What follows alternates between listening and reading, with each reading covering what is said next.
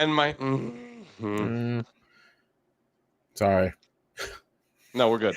JC is also not ready, but we know he's here at least, so that's progress. Do you want to share your story, or do you want to wait for him to pop back in? Or can you hear my turtle tank? No. Filter is so loud; it's driving me crazy. Yeah. That's the terrarium, right? Is that what that's called? Yes, that would be the appropriate word. Good job. My turtles are thriving. They've quadrupled in size, and I'm actually starting to think about an exit strategy because I didn't want them this big. Like I liked them when they were little. So somebody's gonna have to take them. Yeah. I had to change. I was still in my Irish pajamas. So JC, you're in the dark today from your Huntington Beach lair. Where are you? Laguna Beach? Where are you, fancy man? Let me tell you something. I have the sickest house by myself. I'm completely by myself. There's like 4-bedroom, 3 stories, like balcony. It is very lonely. Let me just tell you. Like I wish either like you guys were here or my family. Like I'm not used to being like You Airbnb? I stayed in Newport last year. What? Hey, you Airbnb'd? No, he can't. I Airbnb because I stayed in Newport last year and it was too far. And I'm going to spend the same amount of money anyway, right? I'm not spending like more money for this massive house. It's the same thing. I thought you were banned from Airbnb.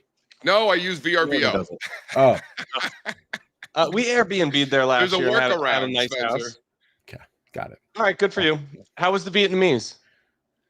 Dude, Brian Lund is the man.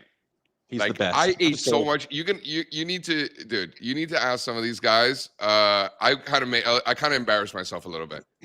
Like I kept going back for more, and they're like, "More, JC." I'm like, nice. It was like ask Blake, but Blake, I'm pretty sure was disgusting. Shoddy internet at this Airbnb. Like this. It's all good. It's all good. Everything is good.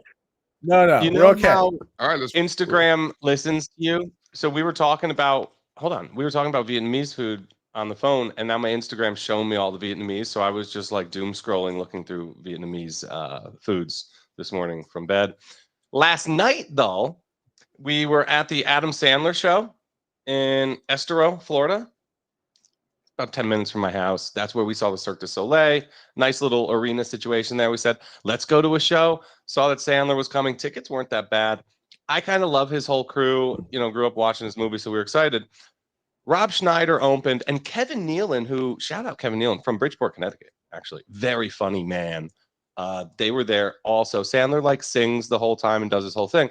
But anyway, so we're on the way home. And Rob Schneider was just up doing his whole bit, very political, but very funny. He's a big Trump guy. The whole crowd, it was almost like a Trump rally when he was talking. So that was a bit strange. He really got the Florida man in the arena fired up. Nice. But I'm on my way home and I'm looking through the Twitter and I see Kenny talking to Rob Schneider and Aaron. Who's the guy that Phil just interviewed? Open Door. Eric Jackson. Eric Jackson just had an awesome interview on the network. He's messaging on Twitter with Rob Schneider. I'm like, what the hell's going on? I think Rob Schneider's buying the stock. So I didn't even know. I was in this. I could have asked him about Open Door, and I had no idea until I left the show. So I was like, Rob, great show. Don't buy that piece of crap. No, I'm kidding. I don't know anything about that stock. But Kenny was talking to him too. I guess Rob Schneider is buying into. Is it a meme stock? It's like a hot stock via some sort of private short squeeze. It's a short squeeze. It's classic short squeeze. It's been a ripper. So I didn't know that about him. I guess he's a market person. Steve's worlds are colliding. He is now, whether he likes it or not. So is Drake. All right. Well, let's Drake's in that stock too. He's trying to get Drake in the stock. Hasn't quite accomplished that yet. We'll fill you in offline. Hey. I can't take no loss. I don't even know what it costs. I hit the ground, then it go off. Yeah, hit the ground, then it go off. Yeah, I can't take no loss. Yeah, I don't even know what it costs. Yeah, I hit the ground, then it go off. Yeah, hit the ground, then it go off. Yeah, run it. Ooh, I really feel it's my time. Think it's my year. Yeah. Man, those cold opens are getting a little bit too long for my liking. But anyway, good morning, everybody. This is the morning show. Spencer, JC, Steve, Alfonso with you this morning. Happy iPhone Day for all those who celebrate. Let's find out. I don't know what's on JC's mind. We'll have to ask him in a minute. We'll have Kenny Glick stop by. New guest on the show. Jack Tacher will be on too. He sent us like 20 charts. We will not get to all of those charts. I'm sure of it, but he sent us a lot, and he'll be on at 9. We'll have Dr. Phil Perlman on at like 9:15, 9:20, and we'll see how that goes. So, everyone having a good morning so far? Good? Yes. We're all dropping likes. I appreciate that always. I do look at the likes and the comments. I look every day at the number of likes and comments on our videos. So don't think I don't, because I do. I pay attention. All right, enough of me. Let's bring the guys on, and here we go.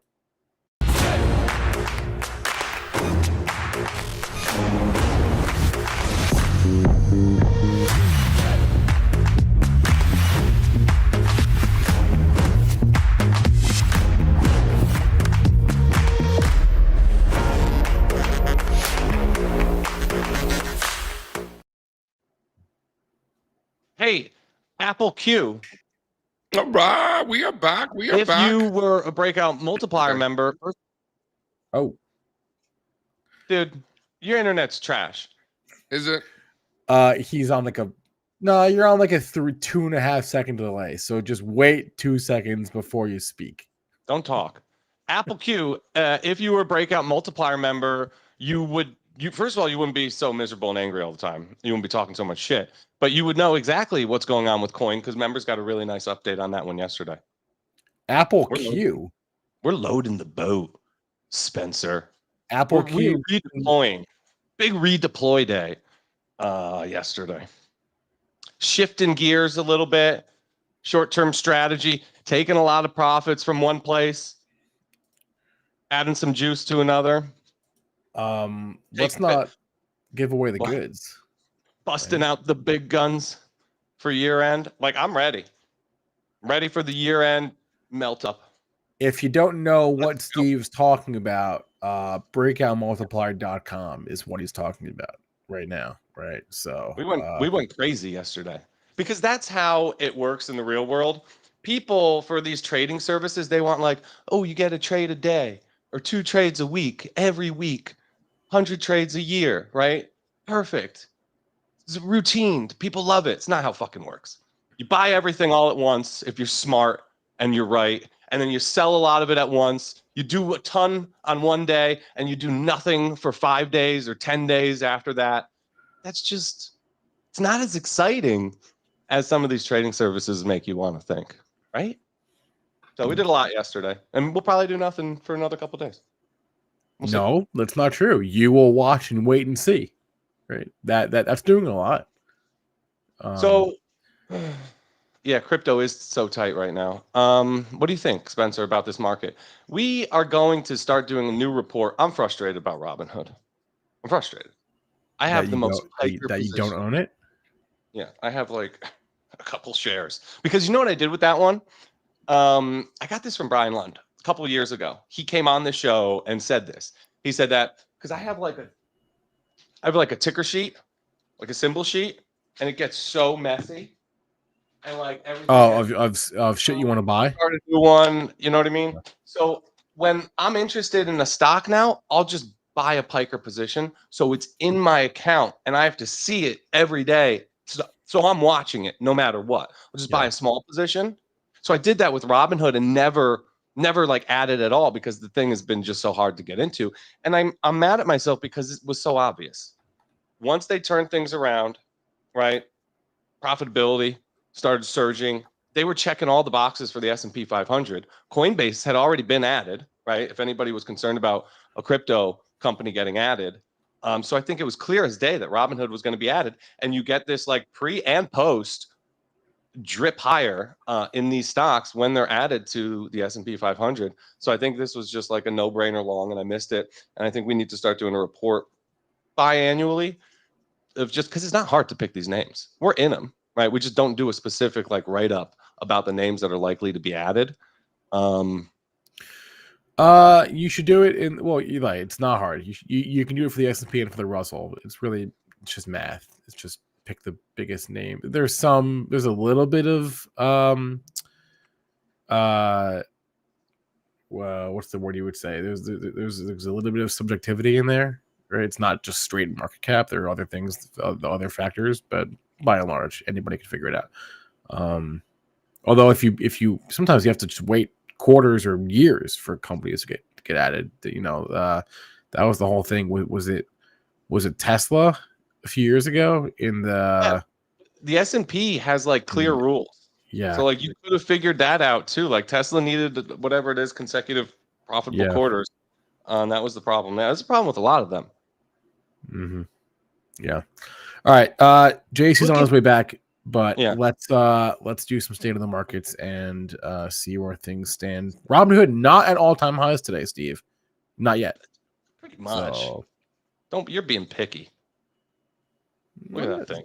Not 15% yesterday. Stock is an absolute monster. I'm just saying. It actually the outperformance from this stock actually coincides and correlates almost perfectly with when Vlad Tenev cut his hair. Rachel put me onto that. Rachel, you're right. I looked into it, and this happened. You see this with like the crazy boy tech CEOs. Long hair, don't care. It doesn't work, right? There's no way to break a stock out of the base. Ask Jack Dorsey. When Vlad cut his hair, Robinhood took off that leadership. It's been in place ever since. All right, JC, you ready for state of the markets? You know it.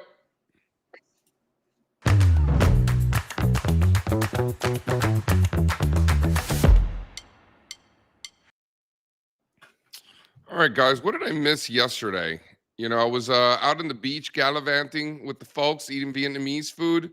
Before we get into the futures, what was the big standout for you, Spencer, from yesterday? Well, everyone had me convinced to buy small caps. That's pretty much how I ended yesterday's show with I don't own enough small caps. I gotta buy IWM. It's pretty much where I left things. So that's my big takeaway. Well, buy the Russell. I think that's I think that could be wise. All right, so let's see. We got the Dow futures this morning. How's my internet? Are we good? Are we solid? Are we back? You're good. Yep. You're nice. All right, so we got the Dow up 27 points. No big deal. Flat this morning. S&P's flat. Nasdaq leading the way up 43 points. We got 30-year bond futures down 0.25%. Oil up 1%, pushing 63. Copper flat at 456. Gold up 0.25%. Wow, 36.86. New all-time highs there for gold. Silver down 0.2% at 41.60. With the VIX still at 15 and change. Over in funny money land, you got Bitcoin 112,600. You got Ethereum 43.50, up 1% on the day. You got Solana 217, up another 1.5%. And that brings the total crypto market cap. Where are we at, Spencer? What's that number? 3.86 trillion. How do you feel about that, sir? I feel fine. Yeah. Yeah. Is that a good number? Yeah. Louis and I agree it should be 10. Crypto. Yeah, I know you said that. But not even crypto moves that fast. So let them dance, JC. Give it time. One of the things that I found interesting, I've been talking with traders, I've been talking with investors. So far, not too much giddiness. I ran into Dan Ives. Dan Ives, by the way, WorldCoin up 50% yesterday. 50% the WorldCoin. Remember Phil Perlman and me and Leiden went to go get our retina scanned? I wish you were here to talk about that stock yesterday. It was up 1,000%. Dude, the WorldCoin, there's an orb. Remember how I had to go to Paramus, New Jersey? I remember. Yeah, like a month ago. Dan Ives and Tom Lee brought an orb to Huntington Beach into the Hyatt Hotel. That's what this. So I ran into Ives at the Investopedia Happy. He's like, dude, I'm like, I went to Paramus, blah, blah, blah, blah, blah. He's like, yeah, man. Yeah, OCTO. I asked him about JD. I was like, where's Strazza? Strazza, come in here. I asked Dan Ives about JD. Hell yeah. Mm-hmm. I had to ask him. He likes China. He knows. He knows what's up. Dan knows what's up with technology. So it's like ask JD. JD really working for us, getting that scoop and score right. We talked about this last week. It's my largest position right now. Just really finally leaving the station yesterday. But that coil was perfect and it looked like a clean, clear breakdown, right? So that was a big intermarket evidence type trade for us where we looked at the other magnificent 7 names of China. Do we have the chart, right? So we looked at the other Fang highs and we said, well, they're all doing great, completing reversals, breaking out to new highs, some of the best stocks in the market. JD's one of them. Is JD really going to break down in this tape? No. They shook it, right? Explored a breakdown. Boom. A really quick bull hook, scooped it higher. JD is one of those wild ones where when it goes, it really goes. And I love to see it because do we have the coupon chart too? Fonz, let me know when we do. I love to see it because this is a bigger story, Spencer. It's a story we've been patiently waiting to play out since really the back half of last year when we saw these just crazy momentum thrusts out in China and actually a lot of Asia, right? And then you had this big corrective wave. You could see it right here on the chart, right? You see the thrust through the base and then a big obnoxious corrective wave, another shot at breaking out. And then you had the whole March situation, right? And the trade war and the tariff nonsense. And now it's finally going again. So China, never easy, always a wild ride, but participation is broadening. The bad ones are catching up with the good. The junkiest names in China are some of the best ones, right? The speculative trade is very much alive out there, very much risk on action, a lot of good risk appetite. And we're also dabbling in other Southeast Asian countries. Do we have the coupon? Throw that. We do. So like, this is what we do. And it's really not hard, but I just thought this was a beautiful example. And I want a more zoomed in one too, Fonz. Yeah, right. This is just a clean and clear example where coupon, one of my favorite, Southeast, well, it's not even Southeast, this is South Korea. So one of my favorite, like, emerging Asia anchor plays, this along with C Limited, Grab, like, we love these stocks. So we see this coming out of a base. First of all, the growth story here is fantastic. This is another Amazon of situation, right? So we're coming out of this base and then big sell-off, middle of the summer, right back to VWAP, retesting now the upper bounds of that base from above. And then right into, look at this little choppy coil. Almost looks like the stock was acquired, right? For like 4 weeks, it's just like, and then you see the squeeze indicator down at the bottom of its range telling us, look out, a big move could be brewing. Bang, we get in, anticipating that VWAP recapture and reaction rally. Stock was up huge yesterday, rallying all throughout the day. It was like trading at highs of day every time I looked at it. So what did we go? 5, 6, 7x? I think we bought this last week.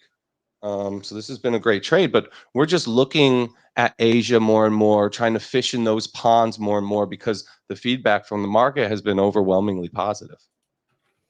But like you said, never easy. They make it hard for you. Hey, has it been hard for you owning Baba? Seriously, I'm serious. Like I said, on Thursday, I when I'm like away, I try not to look at like the markets or my portfolio. But I was watching CNBC at like 6:00 in the morning, and I'm looking at, and I'm or this is on, I guess it was on Friday, and I'm looking at what happened on Thursday, and I'm like, what the hell? What? I looked at Baba 3 days ago. What happened in 3 days? I know. Yeah, listen, when it's up good, and when it's down good, man. What did I do? I didn't do anything. Oh God! Or what did I do? That was the issue. I'll tell you if you care, about the short stop. First of all, what the hell are you looking at your account in that way for? One day's action should look at your account once a week. The bullish volume in Alibaba just since like August 29th, 2 Fridays ago, has been just incredible. You could see it right on the chart. If you want to know what I'm talking about, just go pull up a daily chart, put the volume in the lower pane, and look at the up day volume versus the down day volume. I mean, this is just classic indicator. I'm not a big volume person, but some people would swear by this. You know, they teach in the CMT textbooks. Overwhelmingly bullish volume on this breakout. I just love to see it. Love to see it. Baba's looking great. Yeah, beautiful chart. It's a really nice chart. So, if you had to own one, Baba or JD, which do you own? Baba, you know, but I'm bigger in JD right now. It's just more of a trade. Like I'm going to be out. If JD's going to run up to the short-term resistance zone, I have like over 100 shares. Like I'm going to be so out. And I'm also going to be systematically selling calls into any strength because I'm littered all down the chain going out like 2 months. Listen, it doesn't always work out that way. But what day did I call you last week? Wednesday or Thursday? I'm like, or I think it was Wednesday. Yeah. I was Wednesday. I'm like, hey, buying JD. What do you think about it? Remember? Yeah. Not bad. You did. And the best ones work right away like this, right? JC, like this pattern, when you want them to whip it fast, right? So like the best scoop and score is like one day, bang, and then like forget about it, right? Right in the opposite direction. And that was JD. This is my favorite. This is my favorite setup, right? It's Come on. So good. NASDAQ Poppy says JD is a shitco, Baba is a blue chip. Exactly. That's why I bought JD, right? Yeah. Yes. Look, Baba and Baidu, 10-cent, I would say those are my favorites. I'm so big in those. I plan to own them for years, the whole primary trend cycle. JD is still like, let's see it, baby. I'm huge in it now just because, like JC's saying, this is pretty much my favorite pattern too. And look at the squeeze indicator on this. Hold on, let me get this right. Let me get this right. So you're saying you like Baba better, but your biggest position is JD. Yep. Yeah, because it's a time frame thing. No, you get what I'm saying, though? Of course. Like this is a trade for me. I could be out of JD tomorrow. If we're back I at don't 35, own any Baba. I got zero Baba at all. But it is a better setup. Like it's a bigger picture, you know, but that's not what we're looking for here. We're looking for the juice, baby. Give me the juice. Well, okay. You know, the question I should have asked back when you asked me which one I like more is over what time frame. Like if I'm trading for the primary trend, right? If I want to stock for this whole cycle, I want Baba right here, like Spencer did. He just bought the base break at 120. That's the one. If I want to stock for a trade, JD on the scoop and score over tactical time frame, a couple weeks out, bang.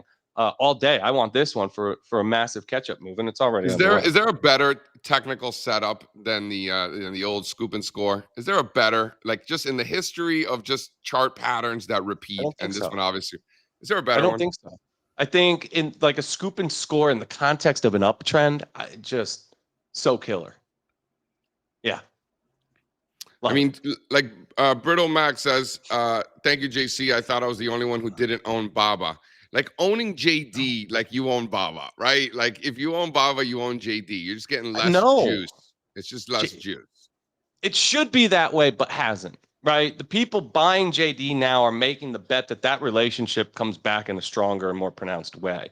But they have diverged too much recently. You're right. Both online retail businesses, JD more of the logistics leader, while Baba is more of just like the online marketplace leader. But China's a big country. Have you heard? So I guess there's room for two. There's room for a lot more than two, actually. They got a whole handful of online retailers out there. Bips. Remember Baozun? Let's get to Kenny. I want to talk about small caps, but I want to see where Kenny's head's at. And I'll tell you, hold on, Kenny? Don't run it. Yeah, listen. No. After I want to see where Kenny's head's at this morning. Then I want to get to small caps. Okay. Somebody said that I have the best assistant. This cat is such a camera whore. When I'm on TV, she's always there. I swear, if I'm just like in my office I can't find her. I don't know where she is. But when that red light is on, when that camera's on, she's in position. It's so strange. It's like I don't know how she knows. I'm serious. Cats, man. Cats are funny. Cats. Anyway. It's been a long time coming. They ain't come from my club, they tuck it. Putting up numbers, 99 pounds, and I still kept it 100. Hola.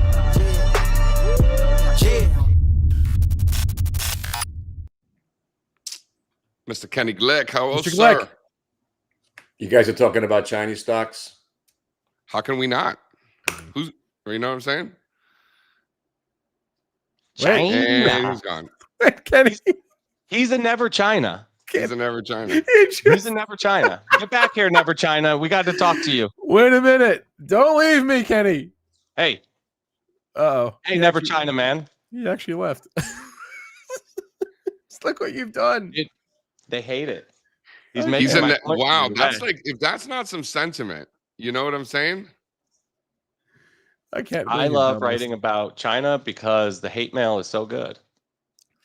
I prefer. I honestly, Absolutely. I prefer it to be a scam. Like we don't know if it's a scam or not. Like we joke, like, oh, it might be a scam. I legitimately hope that it is. Yeah, and I agree with that sentiment always, but I don't think that's not the case with China. These are legit companies. They're massive. They're making, billions of dollars in revenue each quarter, just like the Mag Sevens. This is big business. How can you not own these companies? These are some of the most exciting growth companies in the world. The Mag Sevens of China. Trust me, earlier in my career, everybody loved them. Everybody was in. JD was in the NASDAQ 100, speaking to JD. Walmart had a 10% stake in this company not long ago, right? Everybody who's in on China. That's going to happen again. Everybody's out right now. So just imagine the dry powder, right? That to me, that's incremental demand.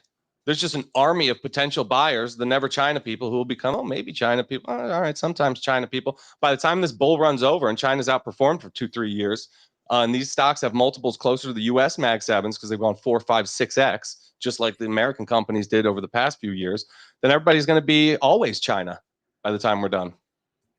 It's a demographics play, right, Steve? It doesn't matter what it is. That's what I was told 10 years ago. It's a sentiment play. Here's what it is. It's the perfect recipe. It's the technicals are checking the box, saying big yes. Sentiment's checking the box. I've never seen such a big check box for sentiment. Okay. And the valuations are just absolutely depressed. For companies that are growing the way that these Mag 7s of China are growing and total addressable market that these companies are operating in, the way that they're valued is absolutely silly. There was a time when Apple, shout out Apple, big event today. I think they're going to just set this thing off. Apple looks so good here. Think that they're not going to do like the dopest things in AI is absolutely crazy town. They do this every time. They're just taking their time. It's what Apple does. So I think big announcement today. I believe them.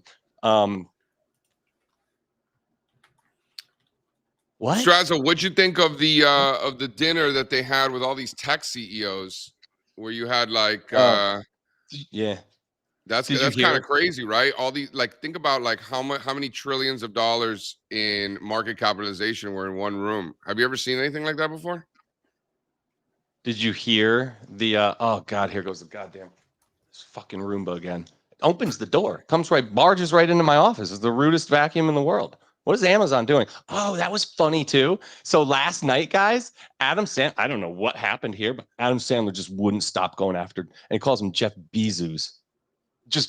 Was destroying Jeff Bezos. Something must have happened there, but like 8 Jeff Bezos jokes. He would just say really weird shit, like Adam Sandler style, and then be like, and that's the last time I went swimming with Jeff Bezos. It was just like, why is he picking on this guy so much, though?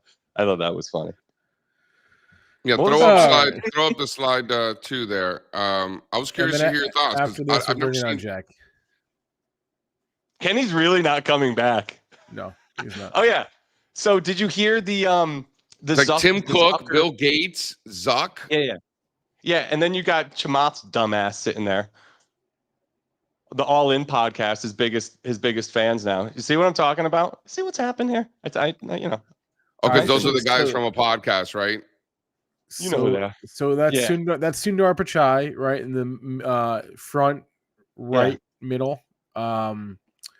Who's in the middle there? The middle front. Did you guys hear the Zuckerberg? Sergey. That's Sergey. Did you hear the Zuckerberg thing, though? What the Zuckerberg thing? So he didn't know he was mic'd up. And Trump started. This is an event. This is a press event, right? There's reporters in the room. People are taking pictures. The cameras are rolling. This is a fucking act. So Zuckerberg turns to him, doesn't know the camera's on. After he throws I think one of the first questions out, he goes, "Mark, how much are you spending on AI?" And Mark drops some, tens of billions, hundreds of billions, whatever, more money than God, sir. And then afterwards, he didn't know he was mic'd up, and he turns to Trump and he goes, I wasn't ready for the question. I didn't know what number you wanted me to go with. Oh God. Nice. Oh my God. Nice. Way to work, Zuck. Yeah, that's what I'm talking about, Jack. We are living in the stupidest timeline. This is the stupidest timeline. Dude, this is but so like funny. if you didn't know, JC, so I mean, listen, when you talk about the total market capitalization of all of these companies, you know, and the percentage of the indexes that they represent.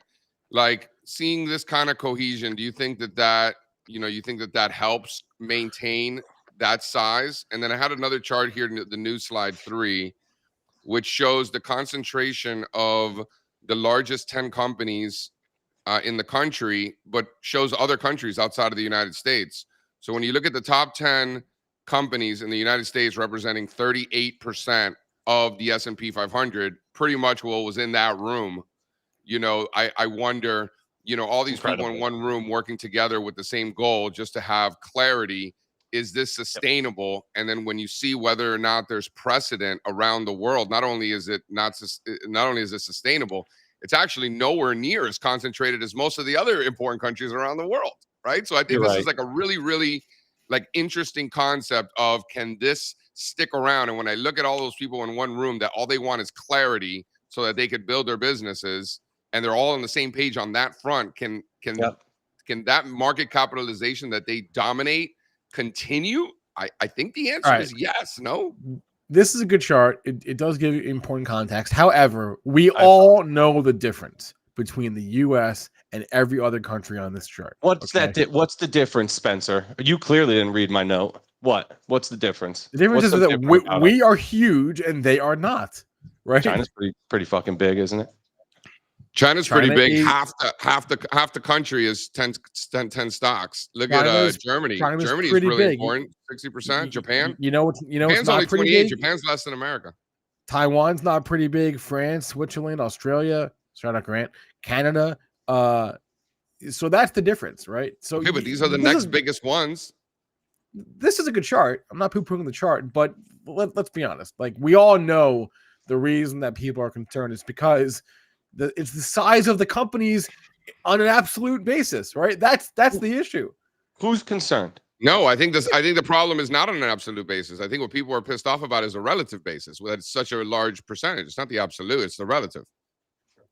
Okay, maybe then it's both. Then because it's all the valuations are simply commensurate with corporate profits.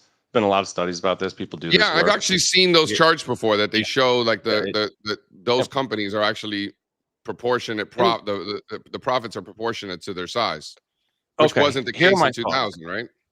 No, and you know what else wasn't the case in 2000? The quality of the companies at the top of the charts is nothing like what it is today. There's this popular take in markets, very popular take, that the largest companies today simply won't be the largest companies tomorrow, because throughout history, it's pretty much always been the case. That's right. I think that's changing right now. These companies are powerhouses. The government's in on it. They like it. The consumer is so in on it. We love it, by the way. The convenience that the Mag 7s bring us with their products and services is completely unparalleled, right? Shout out to American consumerism. Why are you making this face, Spencer? These are facts. Because what you're saying is this time is different. Yeah. Yes, these companies, we're going to look back. Maybe Tesla blows it and messes up bigly. We're going to look back in 20 years. It's going to be the same companies at the top of the leaderboard. They're actually going to be a lot bigger, I think. And you see the way that they work together. JC makes a good point. You're always hearing about how they're in court, right, and suing each other. They fight like brothers and sisters. These companies need each other. Go look up the story of Bill Gates and Steve Jobs and what happened to Apple in the late 90s, early 2000s. These companies love each other. Right? That's all. I don't want to say they're in cahoots, but like, this is a beautiful little thing that they've built, and they know one another, and they work well together, and they do what's fair, and they kick back a little money here. And they steal employees from each other. Right? Love is probably fight over NFL rights and dumb shit like that. But they need each other for sure. They need each other. They're in a. I want to double click on Strazza on the convenience factor. You know. Okay, but after this, we have Jack here. So I woke up this morning. You know, woke up this morning. I needed coffee. I'm in an Airbnb. There's nothing here. You know, I don't feel like walking to get. I just go to Uber. I just go to Uber Eats. Boop boop boop. 2 seconds. I got 3 coffees from Starbucks in like 12 minutes net. It cost me a fortune, but it got it done. I was gonna say 3 coffees on Uber Eats. Yeah, I probably spent $40 on coffee this morning, but not the point. Not the point. Got it done. You got a taxi for your coffee.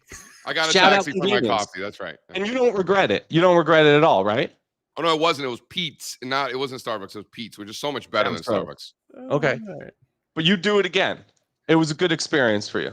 It was honestly, it was a lovely experience. It was really, it was so nice. Right. You know, Rick, if you're listening, boys, we need to make a young Mag 7 index. I got the names. Uber's one of them. You know, it's a future Mag 7 name. It's an ecosystem. Haven't we already done that? Like the next 7? Let's do it again. It's fun. I'm in such a mood to make lists today. I'm in such a listy mood. I just want to list things. I want a list of all the companies adding random cryptos to their treasury. There's another one today. It's up 2,000%. We have funds of crypto treasury funds. Is there yet? Do we have the ETF yet or no? Not yet. There's a Doge ETF coming. No, they're buying each other now. It's perfect. It makes total sense. Nothing to see here. All right, JC, can you introduce our guest today? We have Jack Tatry here. Listen, you know, I've been following Jack for a long time. Like he is, you know, I mean, I would include him as like part of like the, you know, FinTwit OGs, you know, guys that have been, you know, sharing ideas and thoughts on markets, you know, who put in the work day in, day out for a long time. You know, he's put in the hours, he's put in the time, like he's earned his stripes. You know, it's kind of a shame that we haven't had him on the show yet. So everybody knows him. This is Jack bring him out. Let's go. Yeah, this is Alpha Chart 365. Awesome. Let's do it. Yo, Jay, we've been friends for a long time. Make the call. I mean, this is pretty professional, guys. Nice show you got going here. What's up, Jack? What's going on, guys? How's it going? Jack? Yeah, we've never chatted. That's crazy. Yeah. You got another Florida man, Strazza. Where are you? Wellington, so East Coast, Palm Beach County. Oh, sick. Love it over there. Yeah, very cool. So you're in Fort Myers now? Yeah. Oh, cool. Up in this. Yeah. So what's that, like 3 hours from you? Yeah, just across. Yeah, easy.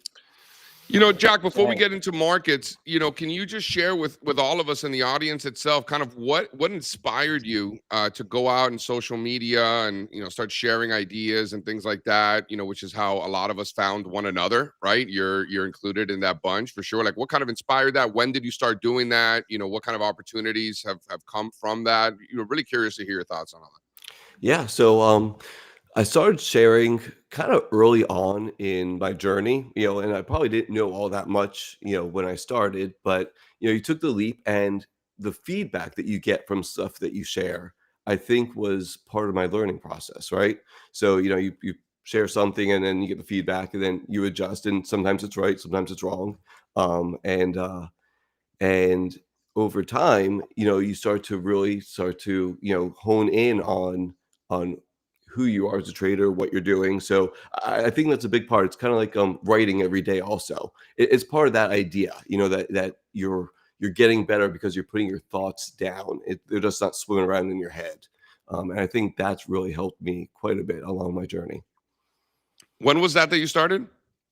On social media, probably around 2012, maybe somewhere around there. Yeah. So you are OG. Yeah, look at that. Good for you. But yeah, it's been a while. And you've always shared charts the way you do now? Like you were doing this back in the day on Twitter? I mean, you know, my charts have changed, but for the most part, yeah. I mean, you know, when I first started the journey, I tried all kinds of stuff, you know, trying to figure out what's going on. But eventually it was the charts, and the charts speak to you. And that's what I loved about them. I mean, his handle has charts in it. Right. Yeah, it's a great handle. One of the all-time great charting handles. Yeah. It is one of the all-time great charting handles. That's right. That's a good call out. That's 100% true. And then what is it about the technical analysis that attracted you versus maybe deep value or something of that nature? Yeah, I mean, so like, you know, price is truth, right? There's no, you can't change that, right? And that's what I liked. It was very concrete. You know, there's no interpretation.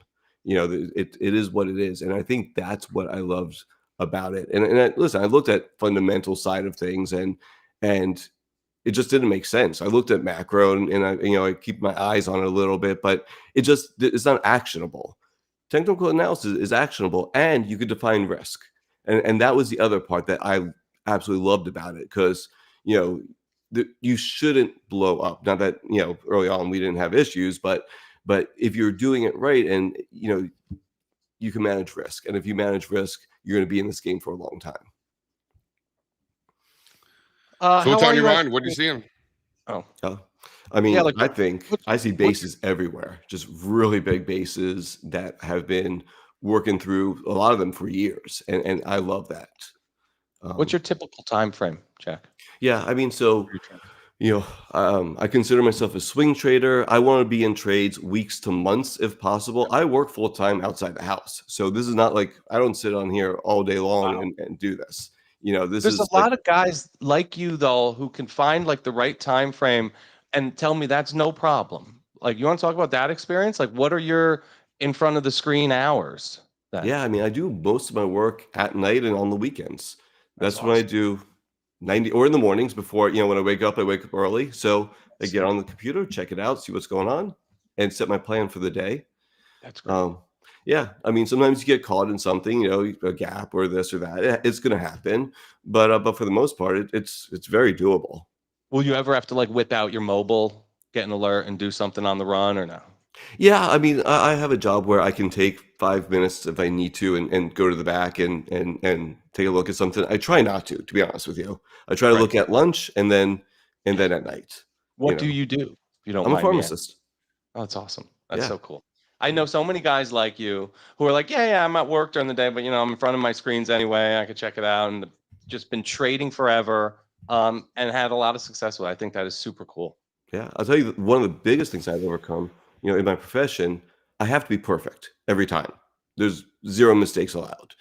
In trading, you're right 50% of the time, 60% of the time, somewhere in that range. And that was one of the hardest adjustments for me, realizing that I'm going to be wrong, and that's okay, and we'll minimize the risks and stuff. So, different way of thinking. Oh, that's great. That's really interesting. That you have to be perfect as a pharmacist. You can't screw that up. But in the market, far from it, right? You're just looking for good risk versus reward profiles. So you talk about you seeing a lot of bases. Man, it sounds almost like if you're looking at the same charts as us, It's like, why don't you show us some of these bases? These bases that you speak of. Yeah, so I mean, there's a lot of stuff coming off the bottom and a lot of stuff at all-time highs, and I love that they're both working or about to work. Throw up the first base there, the Russell 2000. I love the fact that you're starting with small caps. Yeah, I mean, look at Russell. I mean, that's like, you guys see the micro caps? I never look at the micro caps. Oh, dude, the candlestick in the micro caps, the monthly candle in the IWC micro caps for the month of August might be the best monthly candlestick of all the monthly candlesticks. Really?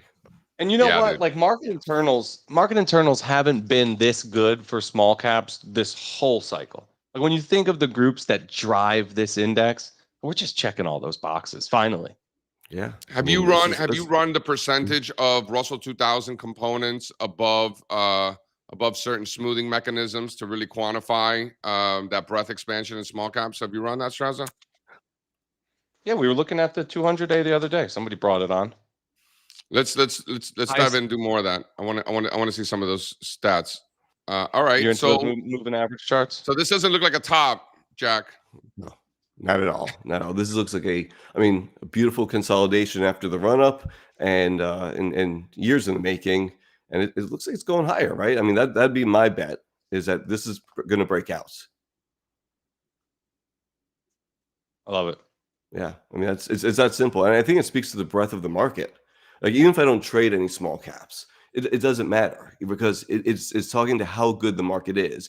When you have the Mag 7 breaking out, you have equal weight indexes like IWM and small caps breaking out. Like, it just shows so many things are working. It's great. Can we drive down? I want to be a little bit selfish here to slide 22. You brought on Lemonade. So Lemonade is an Archie insurance company, right? Is that right? Do I have that right? Yeah.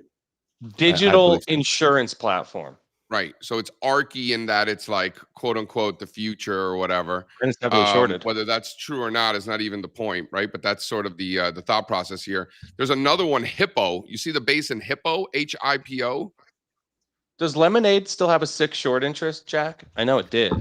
I haven't checked the short interest on that in a while, so I'm not sure. I love that when they're coming out of these bases with a hefty short interest, I think and they've been cover. I think they've been covering, but it was hefty. I'll check now. they had a fat one. Yeah. Yeah, I know. I've never heard of Hippo, JC. HPPO. Yeah, HIPO. HIPO. It's an Archie Insurance. Oh yeah, let's go. You like that? Yeah, I'll get into this. I'll get involved in this. Like it a couple points lower. Yeah, who wouldn't? Damn. The Yeah, short interest for the record in Lemonade is the highest ever. Oof. It is amazing. It is like 23% of the float is short. And what a good group this has been. Like, it's just been the right pond to fish in, whether it's Robinhood or SoFi or Lemonade. Like, these fintechs just look fantastic. I like NU in this group too. And you Brazil. Yeah. Yep. Yep. You dabble in ATRs, no problem. You just treat them like anything else, Jack? So I remember I didn't trade Luckin Coffee or IQ or any of those China names way back then. Lucky you. Yeah, I know exactly. But I do remember that what happened there, and I stayed away from China for a long time. I would say within the last month or two, I started buying more China. Wait, what? Say it louder for everyone. Say it louder for the people in the back, Jack, please. Right. For the last month or two, I was a never China guy, and now I started buying China again. You were a never China guy until the last couple of months, and then you became a China guy? Yeah, well, I mean, exactly. I mean, and why were you a never China guy? For the same reasons all the other people are, or you had your own? I saw the blowups. And so for a while, I was like, I just don't trust them. The accounting, all the reasons you guys know. That was me, and now I'm like, okay, I'm gonna stick to some of the bigger names. I'll buy the ETFs. So I have KWeb, Baba. I like Weibo actually coming off the bottom. Because, Jack, the truth is people like us who are charts first, you can't ignore this. Right. You can't ignore a rounding bottom like this. These are some of the best charts, at least as somebody who loves these bases that you're showing us. My favorite long-term pattern, the best ones are in China right now. So if that's your thing, you got to go there. Exactly. I think that's great. Good for you. Yeah. So I'm back in. They got me back in. What are your favorites out there? In China names? Yeah. So I like Baba. I like Weibo a lot actually. Coming off this base, if it can break out. And it's just a trade. I'm not going to marry these guys. I'm dating them. I don't believe in them for long term. Just as long as they're going up. This one's something. I believe this one. Not that I really care too much. Is like the Twitter of China. Okay.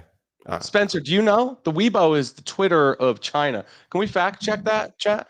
I mean, I know that's what they like used to be. I don't know if I'm not saying like what they actually are. I'm saying like what is the story about what they should be. Yeah, I remember they have something called WeChat. That I do remember hearing something about. So that sounds about right.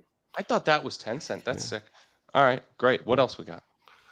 What do you guys like next? I like I think there's a lot of names that IPO'd back in 2017, 2018, 2019 that ran up, got demolished, and have now been basing nicely and look almost like they're ready to go again. Strazza, this guy's looking at the same charts as us. Can you believe it? Can you believe it? I almost like they're like in the public. Other people can see them too. It's amazing. As he's talking, I'm thinking of the Twilio chart. Yeah, look at Roku off the bottom. Chewy. Yeah, Chewy. That's funny. I have other names I didn't add, but look at that. I mean, that's awesome. If that breaks out, big base. How many charts have we seen like this over the last couple of years that have broken out? Right, like this is the same pattern we've seen again and again and again for years now, multiple years. And look, we joke because it's like, why are we buying this chart? Why are we buying this stock? Because it keeps working. So we're just gonna keep doing that. Same damn one we've been buying. Yeah, they all look the same. Sometimes I wish I would just take the name off the chart and just look at the chart. You know what I'm saying? Put some quality filters in there because I need them for the way I trade, and just look at charts, and that's it. Because it would be so much simpler. It takes so much bias. Well, that's how I knew that this Hippo is an Archie insurance company, because when I see this chart and then I look up what it is and it says insurance and then I look at the chart, I'm like, yeah, this ain't that. This is one of the ones getting cute because look at that base. It looks like all the other companies that are getting cute that don't make any money, right? Yeah, you're right. And listen, if they're going up, who cares, right? Definitely. Yeah, don't matter. You brought the Stone Cold too, so you got Stone Cold, Chewy. I mean, these are all the same charts, right? Stone Cold's Brazil. Yeah, they look the same. I mean, like I'm not here to reinvent the wheel, right? I mean, it's why. I mean, I learned from you, JC. I learned from Steve. I learned from all the greats out there. Joe Fahmy, and Brian Shannon. Like these are my closet mentors, and why reinvent the wheel? We know this works. Rinse and repeat. Hell yeah. Jeff, we were talking about Weebo, so it's ticker WB, not Weeble. Just to be clear. Yeah. Shout out to Jeff in the chat. And then so let's before we let you run, let's talk about the end of the year and kind of how you're thinking right now. So, we're putting up another banner year for equities, not just in the United States, but globally. This is after back-to-back banner years for S&Ps. This year, we're definitely getting international, expansion, and now we're starting to see small cap expansion. So breadth isn't getting weaker. Breadth is just broadening, continues to. Sentiment, is probably not the tailwind that it was 5 months ago, or definitely not the tailwind that it was 5 months ago, but I don't think it's a headwind based on what I'm seeing, based on what I'm hearing, both anecdotally and the data that we aggregate. Sentiment is probably somewhere in the middle. So when I think about, and then I think about seasonal, weakness potentially in those summer months, we just had one of the greatest summers in the history of the stock market this summer. So, strength with, in a period that, traditionally you could see some weakness. So, that really sets the stage for how we're thinking about the end of the year. You want to poke any holes in what I just said, and what you think the next 3-4 months are going to look like into the end of the year? Sure. I mean, I think that again, I don't look at too much sentiment, but I think people are pretty bearish in general. Yeah. I think they're waiting for like the market to collapse or something.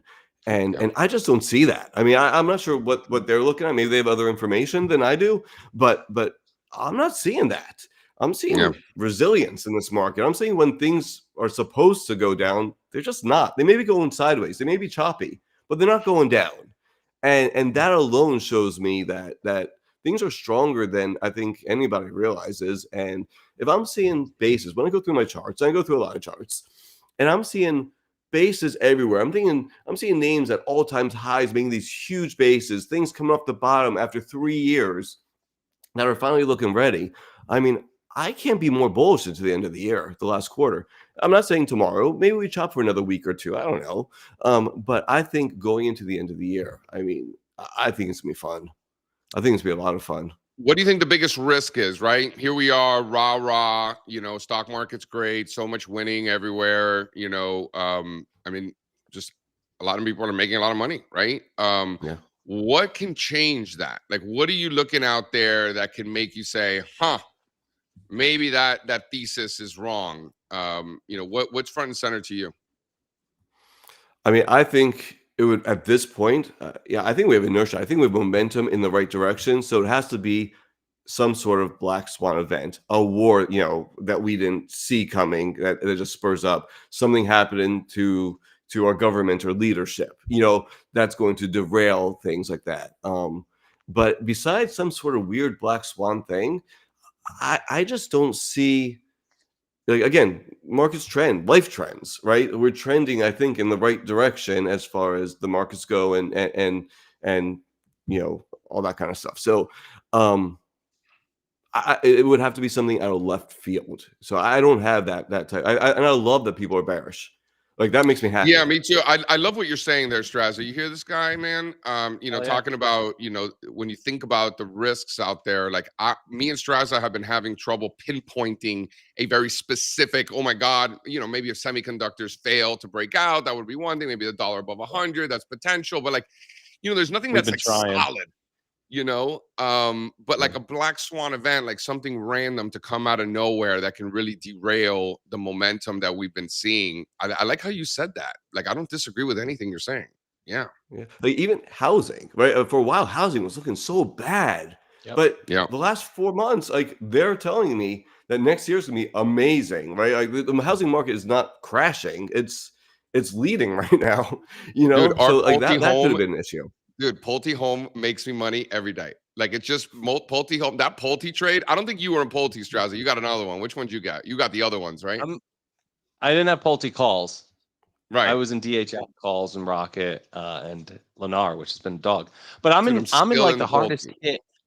I'm living in the hardest hit area or one of the hardest hit areas of the real estate market, and I'm involved in it right now. I'm in the market myself, so I'm paying very close attention and asking the right questions. Things are getting better here, not worse right now. And markets don't bottom when things are getting better. So I'm thinking home builders and the entire housing trade already bottomed when everybody was so bearish about it earlier this summer. Yeah. I love it. Yeah, I love it's great. housing. Again, I watch housing a lot because I think housing is just so important for Is it's one of watching my housing so economic much like a concerns. Florida man thing? Is that like what Florida man do? It's just always watching housing. Seriously, right? There's a lot going on down here. There's a lot of building. I don't know about over on the East Coast. They've probably already built in most places where They're you running are. out But of over land here, up it's just here. They're running Dude, out of my land. wife, Where my am I wife right and I now? just I'm sorry, my wife and I just went to look at some we're not looking to move, but we just looked at models, just to look at models because that's Yeah. what she wanted to do, you know. It's fun, isn't it? I like looking at houses. That's great. What other themes? What other kind of baskets? And how mindful are you, Jack, about your exposure to a particular theme? Do you not care if you get big, or do you find yourself saying, "I'm in DR Horton already. I'm in Pulte. Should I be in Lennar too?" Like, how do you think about that? Yeah, I mean, so I don't mind owning a few in the same area because if they're working, I want to own a Yeah. lot, right? Right. But I don't like to be too concentrated. That man, you know, one for me, 10 to 15% is the max concentration for any single name. That's great. Yeah, that's And my deal. you'll treat that on a theme basis too. So if you got DR Horton and Pulte, you're treating that as one name. No, I won't. Not. So I you can can go a get little pretty bit. big then. Yeah, Yeah. I can go. I can go a little bit higher. Usually not more than 40 or 50% in one Yeah. themed idea. Because if it's working, I want to get as much out of it as I can. Well, the truth is, this might sound crazy to some people, but that's really how you make money. Yeah. Is by making large concentrated bets and being right. I had a member the other day asked a great question. He said, we're in 3 energy names. I feel like we had too much exposure. Didn't we have too much exposure? So it's always going to feel like we have too much exposure when we go big on a theme and we're wrong. But did you feel like you had too much of home builders or you have too much China, right? Like it's easy to feel like you got too much when you're wrong, but you got to think about the other side of that coin. Yeah, when you get it right. But yeah, I mean, I think longer term space is a great theme. I mean, you saw Stuff. Planet Labs yesterday. You know what sucks is I was in Planet Labs like a week ago. Didn't make any traction. It was a really choppy trade, and it had earnings, so I cut it because I don't like to hold if I don't have a cushion into earnings. And Right. then kaboom, it just went on. You know, it's one of those trades which is like, gosh darn it. You know, Yep. it's like it's crazy. Left you Sucks, but behind. left me behind. But yeah, I think space is a trade. I think some of the mining names, I think they're looking pretty good again. Yeah, throw up that XME outside of chart gold that he miners. brought. Oh, on Slide space 28. yesterday, I have a potential scoop and score triggering. JC, this is an example of the type of pattern I'm talking about, where you get a scoop and score and a sick uptrend. ASTS fired for me, so I'm watching this one so closely. It tried yesterday. It was trading back towards the highs like all day. Another big green candle back into that old range, and I think ASTS is going to be a great trade here. Another leg higher for that leader. Well, let's finish up with these metals. Do you, as we bring up the metals chart there, slide 28, do you think about sector rotation and the rotation we're seeing among sectors as part of your overall analysis, or you're going more chart by chart and just take the market for what it is? No, yeah, I'm looking at themes. I'm looking at the rotation as it goes. Relative strength and absolute strength, of course. So yeah, that all goes into it, and you'll see it though, because as I'm scanning and going through things, you're just seeing, okay, all the names in the same sector just keep coming up, and then the theme just kind of shows itself to you in a lot of ways through the scanning. So yeah, so we're definitely looking at the rotation just as it goes. Jack, Yeah, you're getting I mean, a lot of love in the chat. People want you to Awesome. come back. Will you come back? Will you join us again? Would love to, This man. has been great. Yeah, a lot of fun. Harmander's a tough cookie to please, and he's in there in the chat. He's loving it. He's loving it. Awesome. This is great. Thank you Yeah, so much, really. guys. great to finally meet and talk charts. You know, Yeah. Dude, been you Florida following men you, can get and together. You guys can eat like alligator sausage or whatever it is that you guys eat down there. Right? we really should. I'm gonna ping you offline, Jack. We'll do it. We'll get a beer sometime. Would love to do that, guys. It was great talking to y'all. Thank you so much. Take All care. right, have a good one, man. How great was Cool. that? He's great, right? Yeah, awesome. You're right. How have we never had him on? Wait, are we making sure that we have on all of our Twitter friends, our chart friends on Twitter? You know, I think we mean, do a listen, pretty you know, good I've job. actually never met him. You know, most of the guests are just like friends of ours Yeah. that we hang out. Like a lot of I know. our guests are here in Huntington Beach right now, as a matter of fact. Yeah. We got Perlman in the house. We were talking about Perlman at dinner last night. I was having dinner with Tom Lydon. You know, Lydon loves my Perlman impression. You know, Oh, it's good. It's pretty good. yeah. It's pretty You know, I hear Perlman all the time, so it's easy to mimic. You know, right? So I had Lydon dying last night. good. You Yeah, want no, to bring you do a good bring in one. the Pearl Dog? You do a great Perlman. I'm gonna sit here and trade Mr. and just Pearl kind of Dog. chat Dude, in I the gotta hear it. background. Let's hear your Perlman impression. There he is. Yeah, do it for I him. think you do it every time we talk on the phone. I think you give me a little bit of that. I think I was telling the story. We were out with Karen. We were at a lovely place in Newport Beach, having steaks, a lot of animal protein. And Karen doesn't know who Perlman is, and so me and Lydon are telling Perlman stories. And then I think like you called me once, and you were like, "Oh, JC, should we do this or should we do that?" And I'm like, "Fuck it, let's just do both. Like, let's go." And then like I think I was like, "I fucking love you, fucking love you." Hard F's. Dude, Lydon was Hard dying, F's from bro. Pearl Dog. Lydon was dying. You know, now I could just cuss all I want. I don't give a fucking shit. I just cuss all I want. I work. I don't have to work for the man. I work for I work for me. I work with you. I work with you guys. I love it. I can cuss all I want. I don't give a shit. I can I can get canceled. I mean, another time when we have more time, I'll talk about the time I got canceled. But I can't get canceled now. I don't really give a fuck. I can There's say a anything I want. certain liberating feeling about dropping some hot F's on here. My mom hates it though, and I do receive some text messages every now and then. And she doesn't like the way that I curse too much. I love that Strazza's mom watches. That's the best part of that whole story. She watches and then she comments. She texts him. Are you real? Are you really like the home builders here, Lennar? Really? That would be so much better. You could just hear it coming in. Yep. Incredible. Let me tell you, I want to give a shout out to the women in ETFs. Thank you, Brian O'Man. I was at the women in ETFs party yesterday. It was lovely experience. I didn't know there were so many women in ETFs. They had a great little happy hour yesterday. Perth Toll's killing it, right? I was hanging out with Perth actually. She's awesome. I made it funny because we were taking a picture. So Perth, she runs the Freedom Fund, which crossed $1 billion, and she's outperforming all these other emerging market funds. What is it? FRDM? FRDM. I think that's right. Freedom 100 right. emerging markets. So there's no like communist countries because it's based on how citizens. She has 1.3 billion in assets. Good for her, dude. Good for her.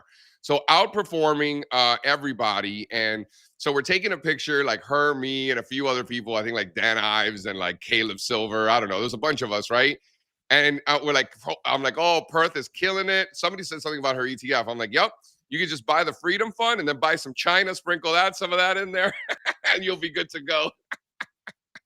Because I didn't even mean to be funny. Like that's just the truth. You take her fund that doesn't have any China, and then you buy some China also, and now you got the best of both worlds. I mean, that's how I look at it, right? Little barbell, communist, not communist, strategy there. It's diversification right there. Diversification. I mean, China and Southeast Asia are working, right? So like her fund has been doing great because there's no China in it. So she's in all the other stuff that's going great. A lot of Taiwan, right? So she's been doing so well because of that. But like you're seeing broadening and participation in emerging markets. So, it is what it is. But we're missing you out here in California, bro.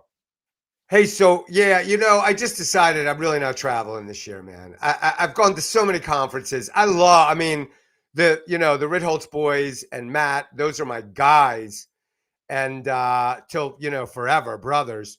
But I just don't feel like traveling this year. I got a race. I'm doing a race up in Corning in October, and I'm just training. I'm just doing my own thing. I'm not going to Stocktoberfest. I'm not going to Exchange. I'm just blowing them all off. And I'm going to go visit my mom, in December, and that'll be the travel, but less travel.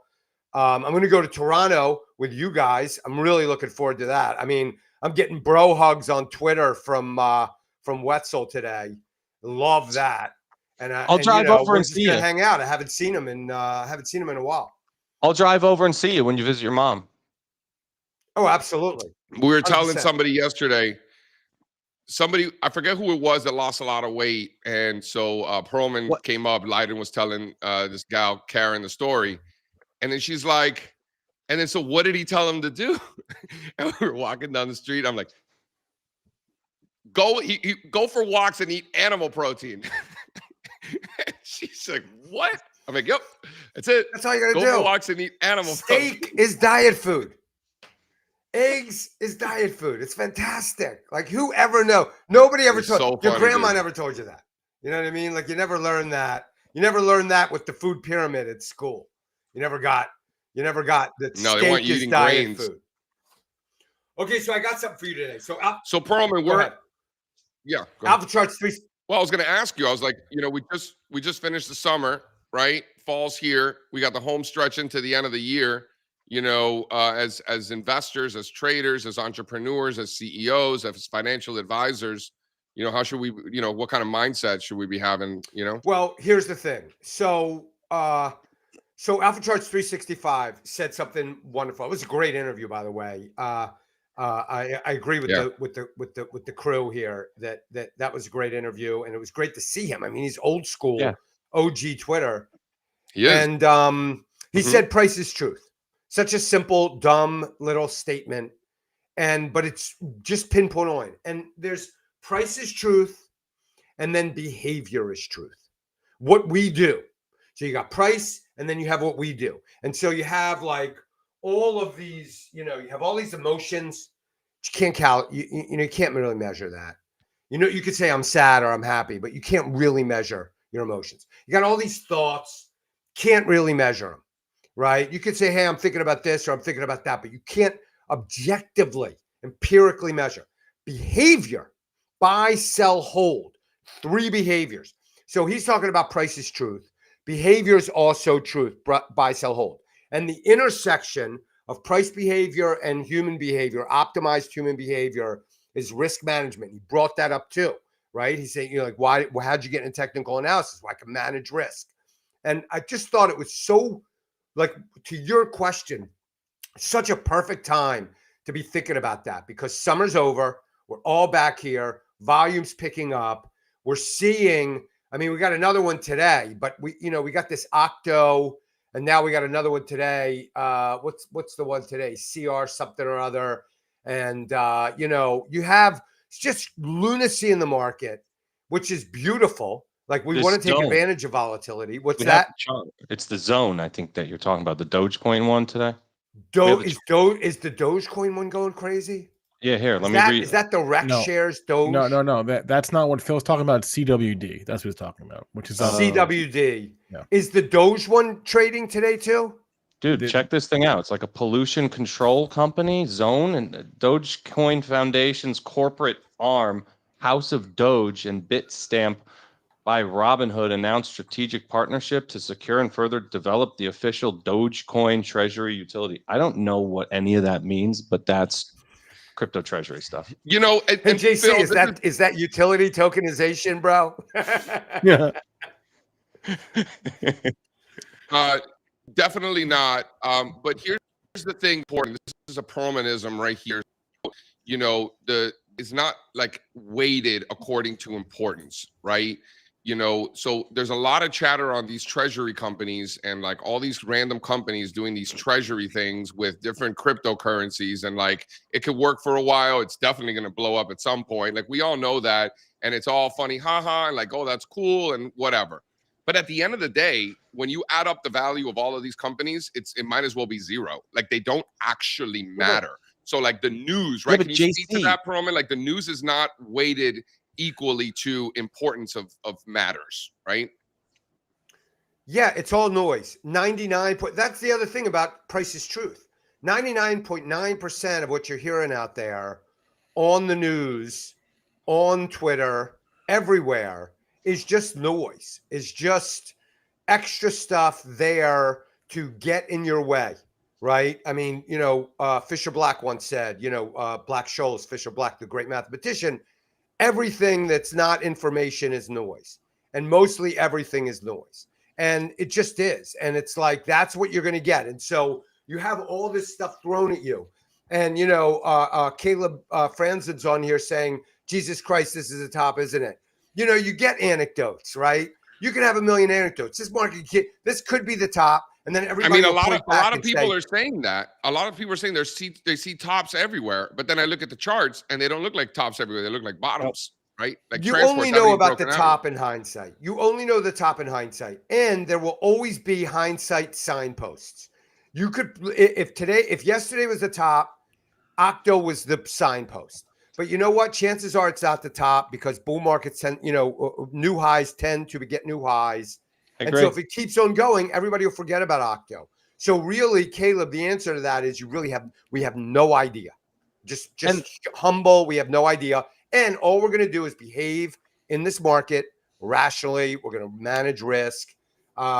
Jason, Eric Dolphy is the fucking man, bro. And you know it. Yeah. I think you have to play for the Yankees. He played for the Yankees, yeah. Come on. I think you have to separate and specify what market you're talking about, though, too, JC, when you say it's noise.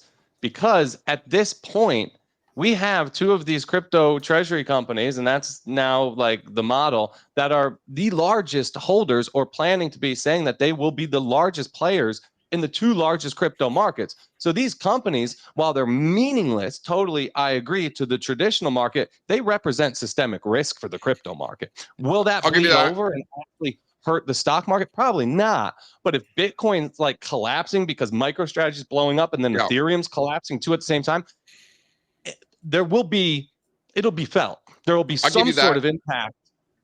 However minor it may be, regional banks were blowing up a couple of years ago. The market was fine, right? But a sector was really affected. It'll be something like that, I would think. I'll actually give you that one, Strazza. Mr. Phil Perlman, just sticking on the crypto. I don't know if you recall, but you and me and one Tom Lydon went to the Paramus Mall, right? What was that Paramus Mall? To get a retina scan, in which you chose not to. However, you did experience the WorldCoin and you saw an orb in real life. That WorldCoin is up 100% since you and I and Tom went to the Paramus Mall to get our retinas scanned.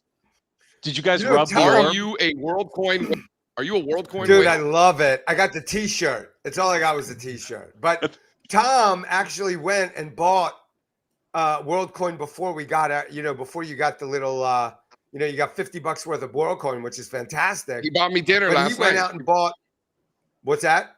He bought me dinner last night. He bought me a bottle of champagne. He got a Left Bank Bordeaux, ribeye. Ooh. Yeah, he took care of me. We're good. It was on WorldCoin. I love that. It's so fantastic. You got him into WorldCoin very early on. This stuff is great. I got no problem with this. Rational speculation. Like if you're either the mark or you're not the mark. And if you're the mark, I mean, that's why you have to manage risk. But if you know what, if you're in there and you're speculating and you can manage your risk, you're taking your position sizing and stopping yourself from really getting destroyed. Every year is going to be a good year. Every year is going to be a good year because you're playing in a rational field relative to your ability to take risk. And it's so easy to say that. So much harder to do. It was fun. And it was fun. Strazza and I, we joked that people would be making a lot more money if they were just having some fun, right? Like they would have bought Fartcoin instead of being angry about it, right? Like they would have participated in the fun. They would have gone to Paramus to go to the mall and get a retina scan at the local orb. You know what I mean? Like we were playing with the toys, right? Like it's fun. Like the fact that WorldCoin's working, like great. But like it was more of like a learning experience. Like it's not every day that your retina gets added to the blockchain, So like, let's go do that, right? Like, buy the real estate in the metaverse, mine some helium, right? Like why not? You know what's really funny about that? And I'm going back to I've been rereading the Fisher Black. I mean, there's a guy with wisdom, great mathematician, and a great behavioral economist, really closet behavioral economist. I mean, he's one of the spiritual founders. And he also had, like, just to your point, he was like, why do people trade on noise? Well, they like to. Maybe they just like to, or, maybe they're just having fun, right? Maybe they just enjoy it. And he's talking about gambling too. I mean, we just like to do it. And so we do it. And so there's really more to, I mean, if you enjoy it, and all these people here, we're all taking risk in markets. We're all market people, every single one of us. And part of it is that we're just having fun. We're just enjoying it. I love when you say that. We went to the computer store. We went to dinner. It was a lovely evening, right? Lovely evening. And that store was a cool store too, right? That was a cool store. Crazy, what was the name of that store? It was like you had all these crazy computer setups, man. It was like a video game. It was like a gamer computer store. So it just had all kind of fancy, really fast computers. I forgot the name of the store. Whatever. Brian in the chat is making a great point that what we do is very similar to sports. You do better, you perform better out here on the field in the market when you're enjoying yourself, when you're having fun, you're more engaged, you're more passionate about your craft. And I find that I just do much better. So for me, it's like critically important that I am enjoying myself on a day-to-day basis, because I know I'm better off for it. And I'll freak out when I stop having fun. Like I'll freak out and be like, all right, fuck this shit, I'm going golfing. Got to change something. Super important. I was ripping you. I was ripping you yesterday in front of a whole bunch of people. Why? Because of my texting rant? No, I was like, people were like, how's Strazza doing? I'm like, you want me to tell you how Strazza's doing? Strazza's complaint this morning was that he's not playing enough golf and that he thinks it's ridiculous that he's not. And dude, I had Eddie Elfenbein and Brian Lund and all these guys cracking up because they were legitimately asking, like, oh, how's he doing? I was like, let me tell you how he's doing. He's doing just a moment. Yes, his biggest problems are not real problems. It was because you were out eating pho, and I was here at my office getting fucked. I was like, "What the?" I see what you did there. Nice I see what you did there. We're just diving right into this. I got a good one. Hold on. Bring the conversation full circle on the crypto treasury shitcodes. I just loaded up on some MicroStrategy calls. Coinbase is zooming here. I think it's about to come out of this coil. Wow. Hey guys, let me ask you guys a question. Is the crazy speculation in that area of the market just bullish for the is that just like a risk on sign for the broader market? It's probably fine, right? It's like the SPAC craze last cycle. Like it's that lasted a long time. Yeah, that lasted a while too, remember? It doesn't just start and end like on the same day. Like you gotta let them dance. And then let me tell you something. I want to give a shout out to Ari Wald. We give a lot of shout outs to Ari Wald on this show. I don't know if there's anybody we give more shout outs to. Perlman gets a lot of shout outs too. But Ari Wald, a lot of shout outs. You know what? His note, whether it was this week or last week, recently, he was talking about market breadth and how, market breadth is at new cycle highs. And historically, market breadth tends to deteriorate for 6 months at least before things start to get toppy. And when you have new cycle highs in breadth, that clock hasn't even started yet, which is really interesting. Great perspective, Ari, as always. Such a great point. Yeah. Do you guys talk about all the bearishness out there? Like you got that AAII report. Okay. Because you're making new high. I mean, breadth is one thing. Fantastic. Great comment by Ari Wald. One thing that I look at is like you're making new highs and you got AAII pesky bearish for weeks on end, just doesn't want to turn bullish. It's unbelievable. Perlman, five consecutive weeks of more bears than bulls, which is one thing. And that's by individual investors. Asset managers and hedge funds never got back in after the V bottom. They sold into the hole and still have the same long positioning in the S&P 500 futures that they had 5 months ago. They've never been more net short Russell 2000 futures ever. These are asset managers and hedge funds. And back to individual investors, so it's both individuals and professionals. And then back to individual investors, they asked their members how they feel about the stock market today compared to how they felt at the beginning of the year. and 2/3 of their audience is either more cautious or outright bearish compared to where they were at the beginning of the year. 2/3, only 15% are more bullish. Pearls, JC comes on once a week. He shares the new sentiment data with us, and every time it blows my mind for like 4 weeks now. Like, I can't wrap my head around it because people are getting more and more bearish while the evidence that we're looking at and anybody's looking at is getting more and more bullish. Like Ari said, breath out new cycle highs. So I was thinking the other day, like, do I need to get out more? Am I not like talking to enough people? Because I'm not seeing or feeling, even the people I talk to, they're not bearish. Or have I just mastered ignoring the noise? I don't know. Probably both. I don't know. I mean, you're like a Florida man, so it's like a different planet down there. So you don't like really talk to like real humans. That's number one. Number two, people like I you're in your. I always tell you that you're in a bubble. You've gotten better, but like you used to like think that every person in the world was like this white guy from Connecticut that like you're full studied of shit. accounting and like you like to stereotype me. Yeah, no. No, but I would tell Strazza, I was like, you know that like you're a very unique bird and you live in Key West and you grew up in Connecticut and your father trades also, and like you're like people, almost everybody on the planet is not like you. So like stop thinking that that's the case, right? You know what I'm saying, Perlman? Like I had to like set him straight. It's hard to see how this ends. It's hard to see how this ends without some capitulation of these bearish professional investors. I love it. All right, you ready? Yeah. I got one. I got a recess. Hit it, Spencer. Sure. Let's dance.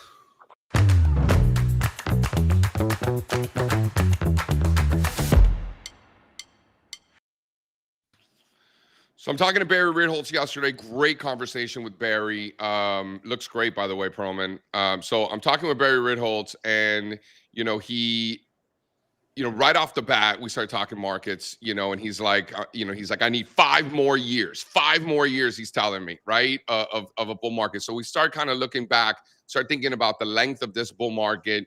When you had that lost decade in the S&P 500 that ended in 2013, then we exceeded that. That puts us about 12 years into this one. When in the past, you've seen most bull markets 16, 17, 18 years, 20 years, from 82 to 2000, the 40s to 66, right? So these bull markets can last a long time. So I had a great conversation with Barry about cycles where there's definitely precedent for another 4 or 5 years of a secular bull market.